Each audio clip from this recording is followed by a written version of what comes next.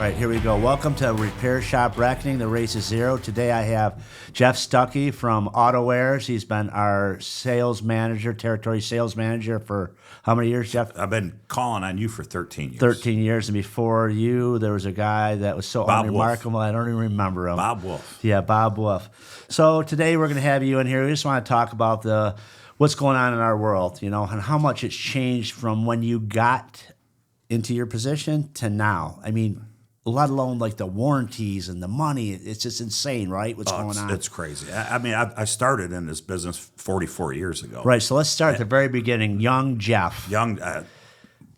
First job was Murray's Auto Parts in Dearborn Heights as a stock boy. Is that on Inkster Road in Plymouth? No, it was on Van Born and Telegraph area. Okay. Started there right out, still in high school, stock boy, putting up stuff. I got promoted to the parts department because I knew how to turn drums and rotors. And I worked there, maybe a year. And I didn't get along with the manager too well. Young, smart ass, myself.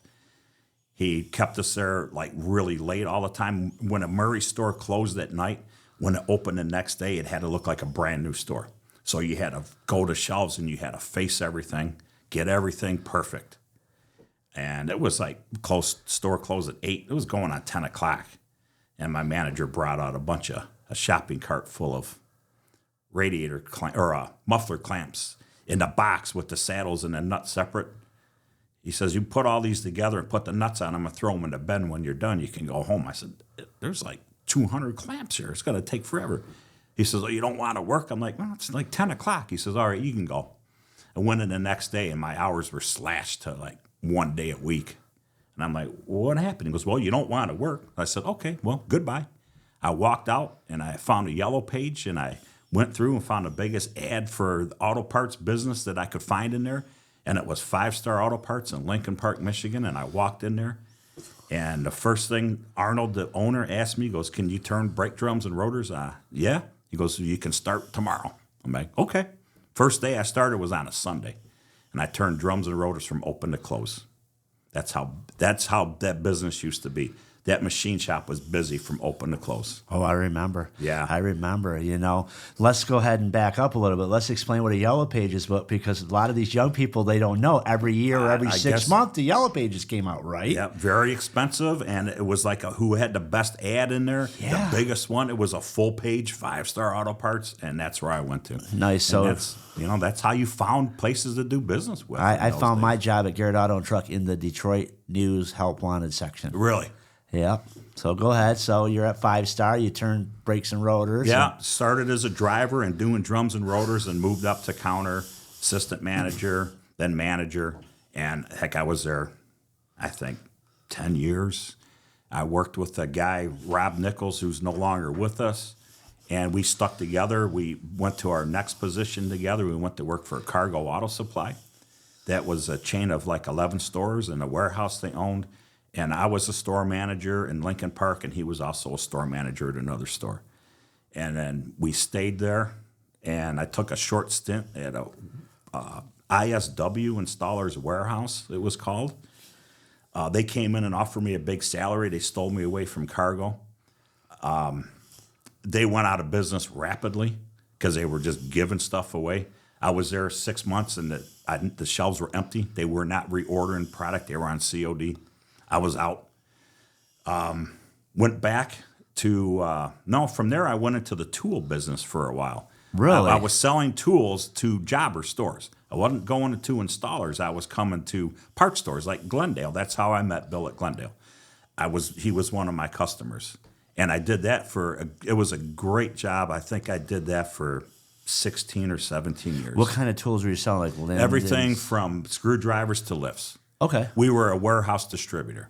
Okay. So, like, if you would order out of the tool flyer, we're the guys that supplied those tools to. Okay. Glendale was one of our bigger accounts. Wow. Yeah, and Bill, and the owner of Stewart Tool was getting up there in age, and things were tough. It was getting to be a tough business. We were at that, was around 2008 when everything crashed. Things were not good. The tool business took a hit at that time. And Neil was just done with it, And he was the best guy ever. He says, listen, take your time, go out, find another job. I'm going to close this place down. I'm going to keep paying you till you find a job. I'll keep you on health insurance until you get set. Just go out and find something. And then Bill from Glendale knew what was going on, and he offered me a position.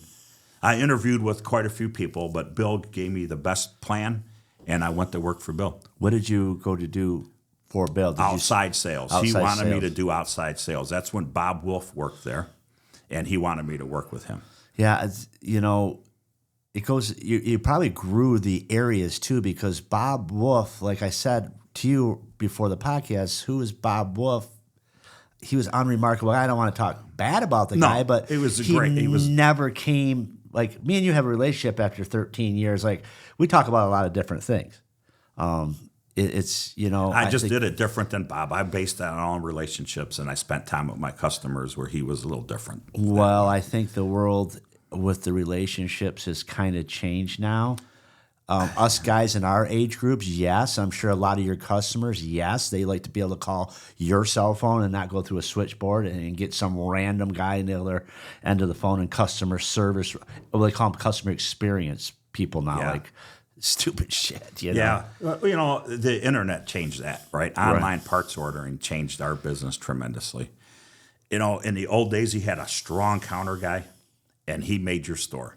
If you had the best counter guy around, you got the business, because you're an installer. You're calling you want to look up an exhaust, a 78 Lincoln, whatever. There's 35 parts on that thing for pieces, and you got to look them up in the catalog manually, price it out of a price sheet manually, add it up, and get back with you in a timely manner.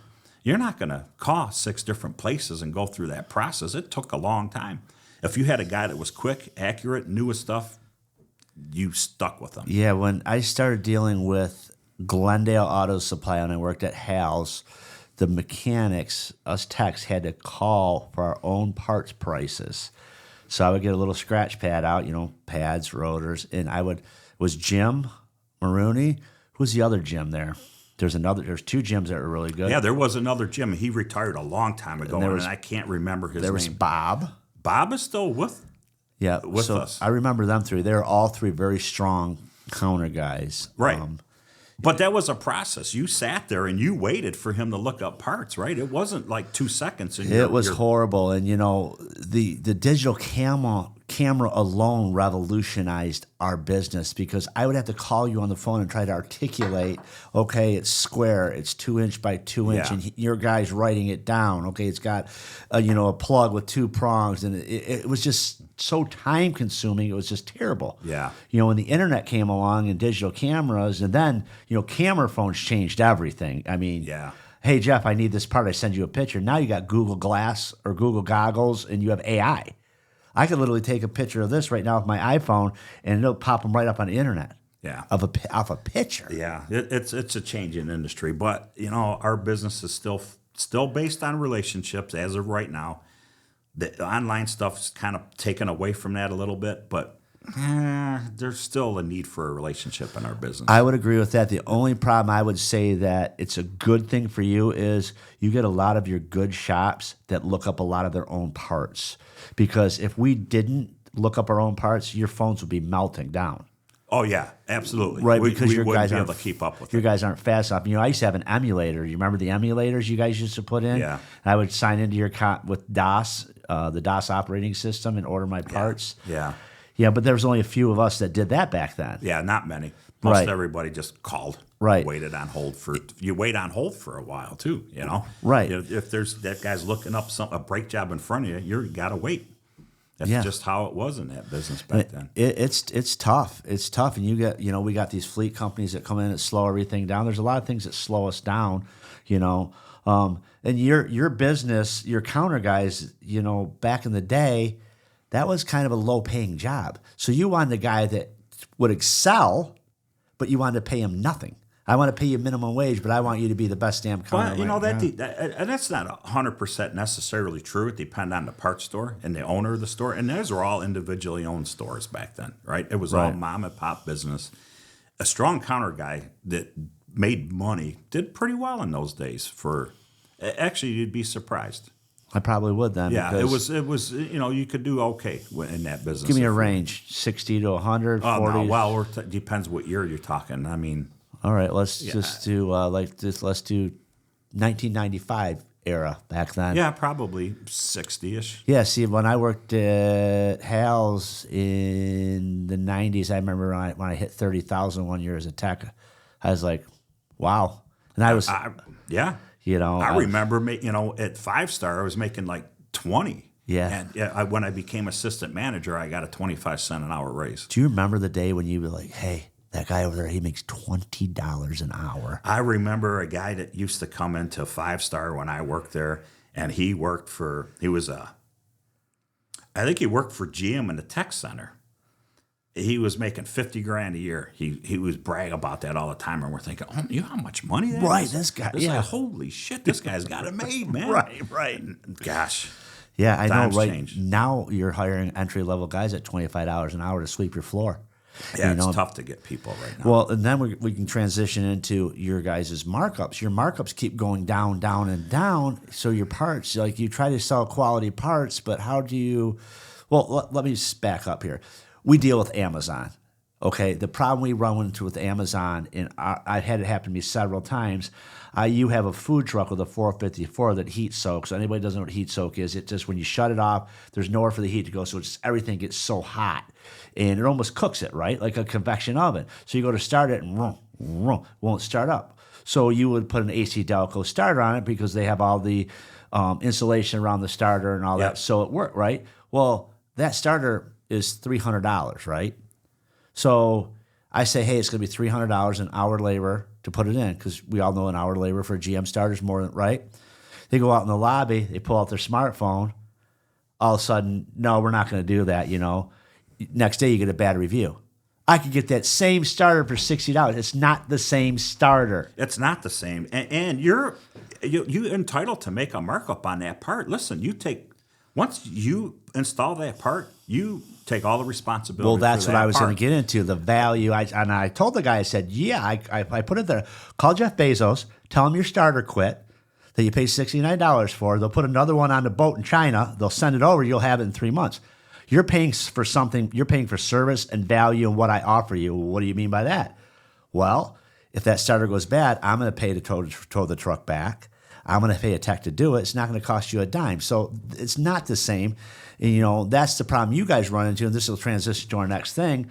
I come after you that you made X amount of dollars on a starter. Back in 1995, let's say, a tow from down the street was $40. That was pretty easy for you to deal with a $40. Now that tow's $200. Now that tow's $200, and the tech makes $75 an hour all in versus $20. So now all of a sudden I call you Jeff, your starter that you made $60 profit on. Now I want $450 paid back to me for the warranty of the starter that quit. That has to be a real stressor for you as a salesman. So labor claims can go both ways. I mean, you can be a hero or you can be a zero. just a zero, right? Really quick. The good thing is we've partnered up with a lot of good manufacturers that help us with that. I mean, and you have to be. AutoWares is a really highly respected automotive distributor, and we're above board.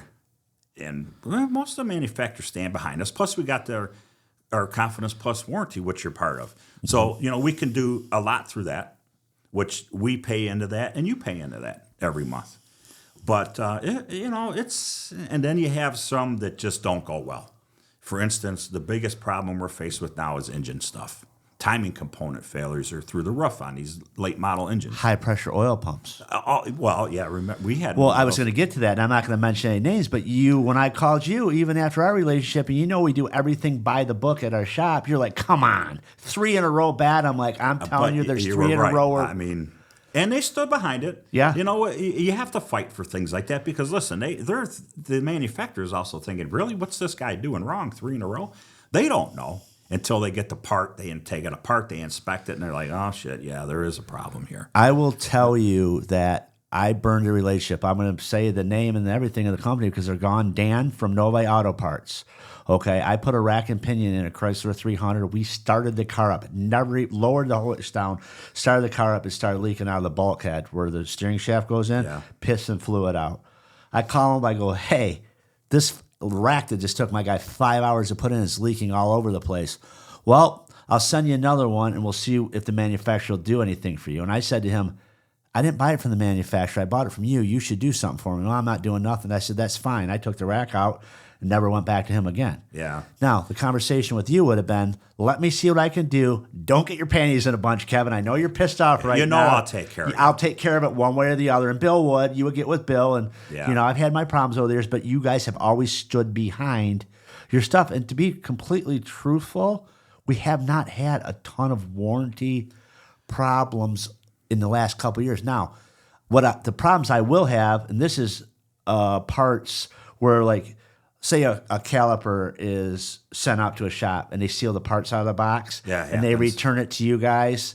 They handle it, you return it to your guys. Your guys don't check it out when it gets back. It might come out and I'm like, Jesus, this thing looks like they just pulled it out of the field. That happens. That happens. More regular than we would like it to. Right, but as far as your quality of your parts, no, your quality of your parts have definitely gone up. And you sell a lot of OE, GM, Motorcraft, the Delco Motorcraft. And I would say your parts are a lot better than they used to be. Yeah, they are. And we try the hardest we can to get the highest quality level part. That's just what our customer base wants. Not everybody is in that boat, but most of my customer base, all highest quality stuff you can sell me is what they want. Even the cheap brake pads that you guys sell are still better than most.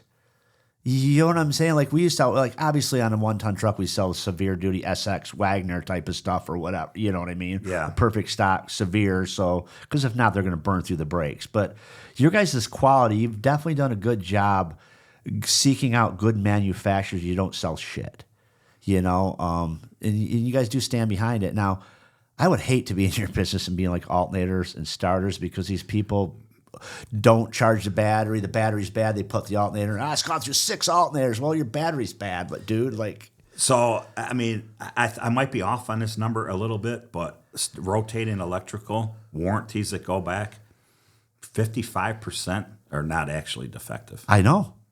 It's misdiagnosed. It could be another problem. There could be whatever. It's not as easy as it used to be, right? The car's run, you pull a battery cable off the stalls, it needs an alternator, right? And it ain't quite that simple you start anymore. spiking computers that way. Right.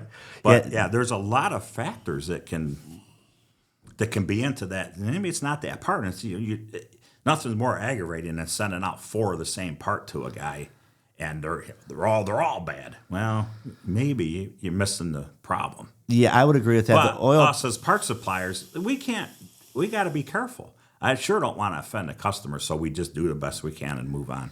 So how many of these people ever come into your front office and want to throw it through the window, or I'm going to throw this all there through the window? Oh, that happens. And then you put it on you guys probably have a tester. Well, you probably honestly, don't not anymore because it's too complicated. Too complicated. It's not like just put a belt on it and hook a couple plugs and spin it and it charges. It's too complicated. They go through the PCMs and ECMs. It's a whole different world now. It really is. That's why a lot of the independent auto rotating electrical and the builders are not around anymore. Couldn't keep up with the technology change. Oh, remember Don Duff? Yeah, he was around a long time. Don Duff was, we used them for a lot of years. Well, you could literally send something that you get a weird alternator, you send it down to Don Duff, and he would turn it around and get it back to you. Yeah. And in them days, like, guys wouldn't give a shit. They're like, I just need my truck running, so send it, send a blue back alternator over there. And, do you remember the years where you guys had external regulators? Oh, yeah. People couldn't even, they would put alternator after alternator, not even know there's change a $10 regulator. It's mounted on the side. Change that. Or the plugs plugged into it's all full of corrosion. Yeah. Yeah. Them days are yeah, but now a charging problem can be very complicated. Well, and your shop's you talked about having low warranty rate at your shop, which you do. I don't have many problems there. That's not the case everywhere. There's a lot of high warranty rates at certain locations. I would imagine so. And that goes into my next topic, technician shortage, mechanic shortage. Depending on who you are, you're a technician or you're a mechanic. Like, guys, I was a mechanic. Now it's technicians. You can go either way. It just irritates some people. Like, I always think, like, I'm a technician. Well, you kind of have to be technical nowadays. I get it, whatever. But a lot of shops have 4 or 5 guys, but one guy is the only guy that's competent. That guy runs around like what they call Mach 1 with his hair on fire, helping everybody do their job, including his. I mean, what's going to happen when these guys? You have to see this. This has to be crazy for you looking at this. It's a huge problem that we've faced in our industry is the lack of technicians, and they're just. I think it's changing a little bit now. I think that I see some of the trade schools catching up, and high schools bringing auto shop back in. That was gone for a while. Terrible. And we're feeling that void right now. But I see a lot of younger people trying to get into the business now. So I think it's going to come. We're going to come out of that hole that we're in right now, but it's going to take a little while yet. A few more years. But right now, there's a huge shortage of qualified technicians. But there's a huge shortage of qualified countermen too. Absolutely, we have You guys have hard time filling your shop. We have a hard time filling the stores with qualified people. And they don't even have to buy tools. They don't even have to invest. I mean, they could sit down at your computer with your pen and your pad of paper and your phone and get paid. They can't even show up to work. Like, it amazes me. Like, we all had at one time, we were all sick at my shop in Farmington. I looked at them like, man, are you sick? Yeah. Well, what am I do? Be sick at home? Yeah, and it went right through the working. whole shop. Everybody was sick. Yeah. But all my guys were like, we're all raised where you just go to work because you're going to be sick at home or you're going to be sick. Yeah, those days have changed. I mean, it's a whole different world right now. But yeah, it's just the anything automotive repair related parts repair. It's hard to get people interested in that business anymore. It's coming back, but like I said, right now there's just not a lot of interest in that. Which is absolutely crazy because I don't know. I don't remember what years it was. It was probably right when I was getting out of high school. They were wanting everybody to go. You guys, you got to be a computer programmer, and they were right to a certain extent because we got a lot of programmers, and then we had the .com bust and the boom and all the apps, the iPhone, absolutely. But what they say, if you try to make a goldfish climb a flagpole every time, he's going to fail, meaning different people can do different things, right? Yeah. I always liked fixing shit. So do you, because I know you have mini bikes. Oh, yeah, I love tinkering with stuff. Like working on stuff. Yeah. I used to really like going in and working on stuff. Every day as a mechanic, you're kind of it's a different problem, right? So I liked all that stuff, and I'm with you on. They kept pushing everybody. You need to go to college. You need to go to college. Well, college is not for everybody. It's not, but we're the fault of what's happening right now. We pushed our children and stuff. Stay out of this business and go do something different. Yeah, That's wrong. Is our business hard? What I do for a living, what I do is even harder than the regular automotive business. I'm in the truck world. Oh yeah, you're way specialized. Right, so I'm in a specialized world. I mean, you can get a Freightliner. It could have 6 different power plants in it, 6 different trans, different axles. I mean, you really have to know what you're doing. Just the parts for heavy duty is a whole different world. Right. Automotive. Yeah, and we've done good in it. Is it hard? Yes. I used to be way, as you know, way more savage than I am now. I've calmed down quite a bit. Oh yeah. Yeah, you have. I think honestly, you get beat down by the world. You just get this time of the year right now. I hate December because you two probably too, right? You're on commission-based sales. So am I, right? If I do a good job, run my business, I can pay my bills and pay myself, right? So starting to December, second week is actually Thanksgiving, right? That's when people really stop focusing on what they do in our business. That's changed a little bit too. We used to know the ups and downs of our industry all the time. We had certain lows, right? Deer hunting season, back to school, Yep. Christmas. That's kind of out the window anymore. You never know what's going to happen anymore. You could have a solid, strong February. It's like, really? Where'd that come from? Weather used to be a big factor in our business. It still is a factor, but not like it used to be. Not like it used to be. Not at all. If anything, the really tough winter days, I think, kills business. People don't want to come outdoors. Their car's still going to start. Ever since fuel injection, half a crank and it's running. Yes. They're not flooding them. They're not, How many spark plugs would you sell after a cold snap? Remember that? When it got cold, we were like, get ready because we're going to be swamped today. Spark plugs, starters, battery cables, thermostats, all day long. Choke pull-offs. You'd sell that all day long. It doesn't hurt these cars anymore. They don't care. Glow plugs used to be it for diesels and starters and batteries and battery. All this stuff starts now and goes 400,000 miles on a water pump. Right. I can remember at the shop, you'd be like, go to the rack and you could pick whatever you wanted to do that day. You would have gas tanks, you would have water pumps, you'd have radiators, you'd have tune-ups, you'd have, like, it was everything. Yeah. It's not. Do you remember, like, you would have water pump month? It was just, I don't know how it or why. Do you remember, like, you would sell a ton of water pumps one month? Yeah. That's how it was with us, and now that stuff's gone. Alternators, we hardly ever sell alternators and water pumps. Now we're starting to sell turbochargers. I mean, that's kind of replacing rotating electrical anymore. Yeah. Everything's got a turbo on it now. High failure rate. Yeah. Misdiagnosed tremendously in the field.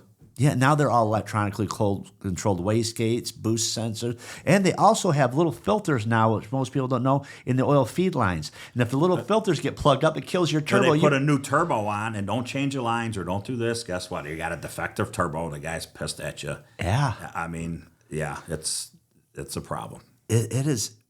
Yeah, we sound like whiny bitches here on this show, but it's like I'm trying to just tell everybody out there in the world, like, it's not. It's a tough business. It is a tough business, and in the automotive aftermarket, the suppliers generally do a lot of their research. They're pretty sharp, and they come out with bulletins and this and that. For instance, Chloe's timing components, they put notes in the box, and they got YouTube videos of what to do because everyone's different.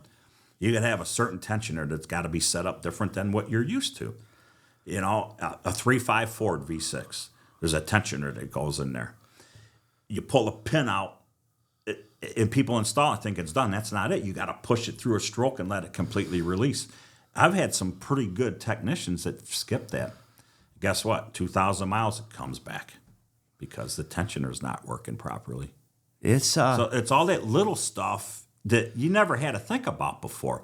You do a timing component on a small block Chevy, you change it in a half hour, line up the teeth, you're done, right? Line the two dots up, you're done. Boy, the timing is unbelievably complicated on these cars. I don't know how these guys do these things. No, I would agree. I haven't been in the shop in a long time, but I remember when the Tritons came out, they had one shiny link on the chains, and you would line the links up with. Oh, really? Yeah. Okay. Yeah. See, I don't know that. All that, but yeah, I've kind of get away. But Jason and the guys do all that stuff. But they're always.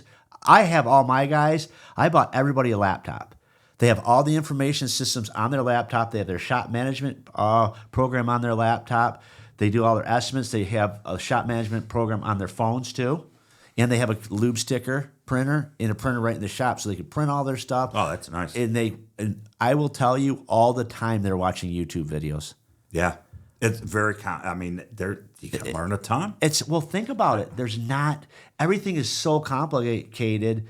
Back in the day, we would go to a class and they would talk about HEI ignition. They would talk about EEC 1, EEC 2, EEC 3. Remember that OBD, then they're going to stand up. We would go to these classes and learn about these things and be armed to basically go out and fix it. You can't have a class on every one of these things nowadays, so you kind of have to go to a centralized database, which is YouTube, RepairLink, Identifix, Mitchell, Motor. Like I think Marilyn told me the other day, she's like, these people are as bad as Jeff Stucki with a TV. She's never going to forget that, is she? Oh, I told her, I said, hey, do you want to go to this podcast with me and sit next to me? You can just glare at Jeff and say, we need to talk about the TV. She started laughing. I don't give a shit about that. But that was hilarious. But we pay a lot of money for motor and all these different information systems. I think we pay like $1,300 a month or $1,400 a month. And the AutoWorks is really heavy into training, and we still have tons of training. Yeah, because you have to just to get familiar with whatever category you're working on, because everything's different. And we have our Tech Expo in February every year, and we get 3,000 people to that thing, and that's all training. Guys like that. They come out, they get knowledge.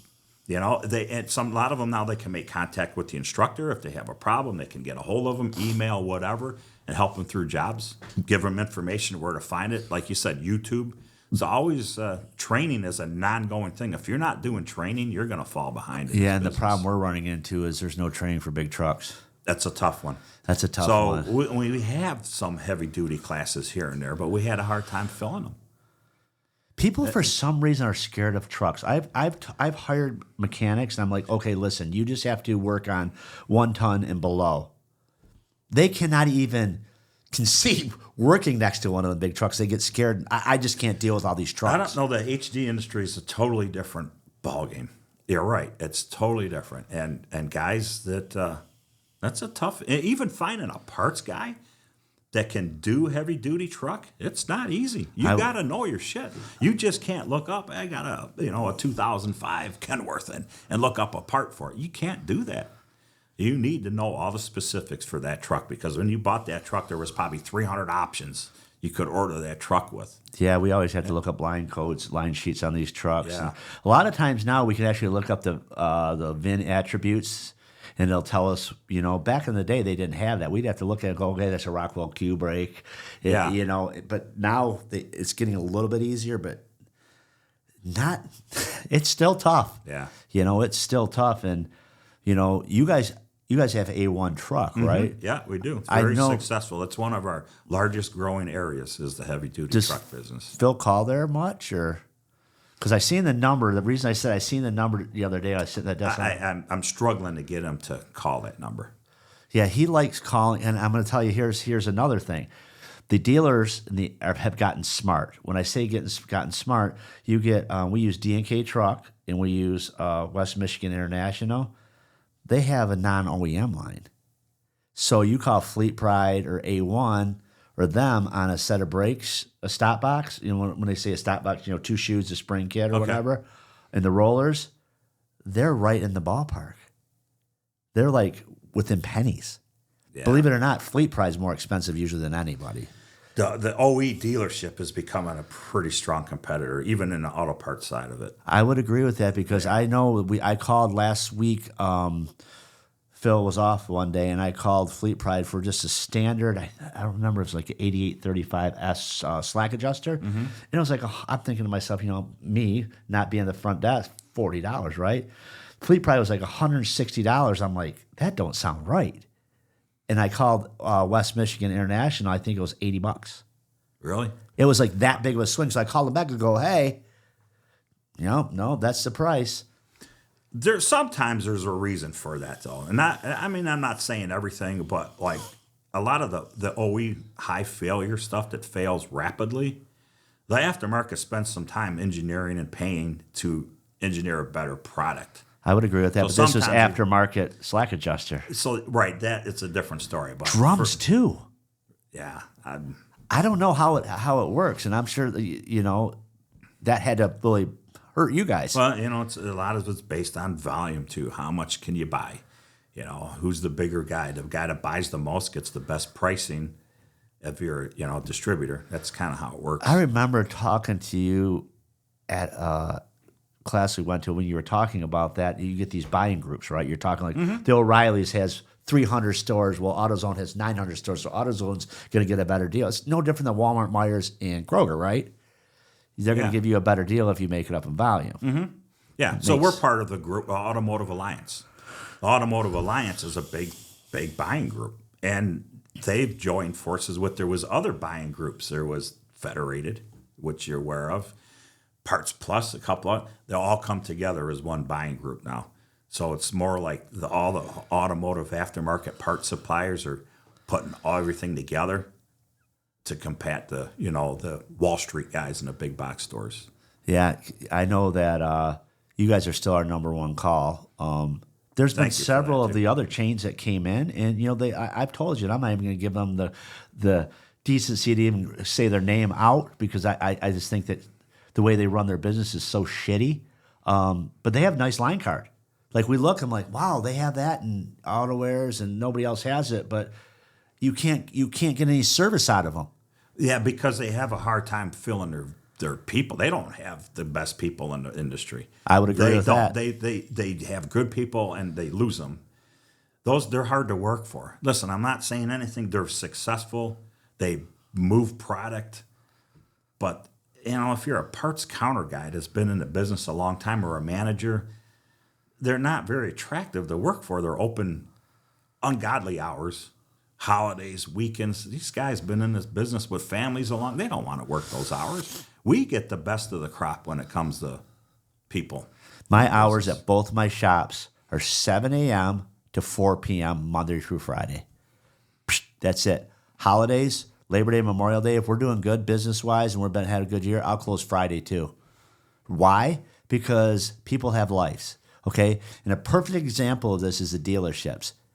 They cannot run their service departments till 9 o'clock on Tuesdays and Thursdays anymore. After COVID, people said, "No, we're they not don't doing have this people that are bullshit willing to anymore. work it. I We're know. not doing it." And the parts business is similar to that. So we get good people. We get a lot of good people from the bigger retailers. Which is good. You know what? That shows you're doing something right. I wish I could find people, but like I said, I have really struggled to find people that will work on anything. You know, we'll work on lift gates. Like right now, we have a customer. We work on all the signs and the scorpions that go down in the construction zones, and you hit it and they fall down. The boards go up with all these motors and hydraulics. We'll work on all that stuff. Not very many people will.